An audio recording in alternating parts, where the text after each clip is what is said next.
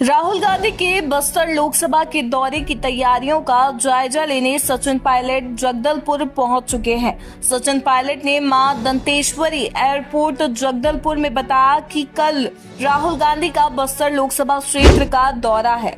वह एक विशाल जनसभा को संबोधित करेंगे। पहले चरण में राज्य का एकमात्र लोकसभा क्षेत्र है जहां मतदान 19 तारीख को होगा और उसके प्रचार के लिए आ रहे हैं।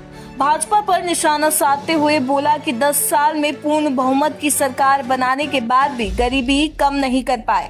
सचिन पायलट ने गरीब और अमीर के बीच में खाई को बढ़ाने के लिए बीजेपी को जिम्मेदार ठहराया है। कल राहुल गांधी जी का बस्तर लोकसभा क्षेत्र का दौरा है। वो एक विशाल जनसभा को संबोधित करेंगे। पहले चरण में राज्य का एकमात्र लोकसभा क्षेत्र जहां मतदान होगा 19 तारीख को, उसके प्रचार के लिए आ रहे हैं। और मैं समझता हूं अब तक जो फीडबैक हमें मिल रहा है पूरे प्रदेश और पूरे देश से, बदलाव की हवा हर जगह है और मतदाता और जनता मन बना चुके हैं।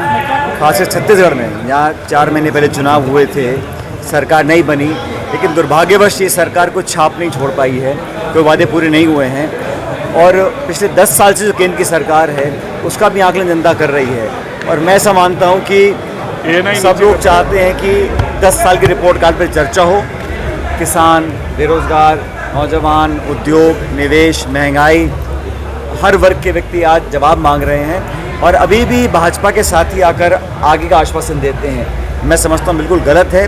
जब 10 साल से आपको 2 बार पूर्ण बहुमत की सरकार बनाने का मौका मिला, तब आप ना तो महंगाई कम कर पाए हैं, ना लोगों की उम्मीद पूरी कर पाए हैं। सिर्फ जज्बाती मुद्दे बोलकर लोगों का ध्यान भटकाने का काम कर रहे हैं। और अब जो कांग्रेस की रणनीति रही है, हमने जो अलायंस बनाया है उसको देखते हुए, और छत्तीसगढ़ में हर जगह हम चुनाव लड़ रहे हैं, तीनों चरणों में बहुत बेहतर बहुमत लेकर हमारे प्रत्याशी जीतेंगे। और मेरा मानना है कोई भी दावा करे, लेकिन इस बार शायद पहली बार छत्तीसगढ़ में भाजपा से ज़्यादा सीटें कांग्रेस पार्टी जीतेगी। मर्यादा और शुचिता भूल गए।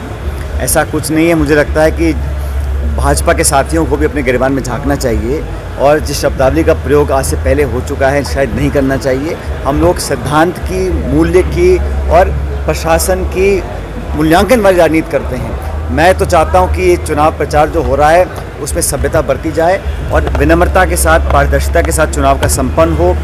लेकिन चुनाव आयोग की जिम्मेदारी है कि जिस प्रकार से एक दबाव की राजनीति हो रही है देश में, उसका भी संज्ञान लिया जाना चाहिए।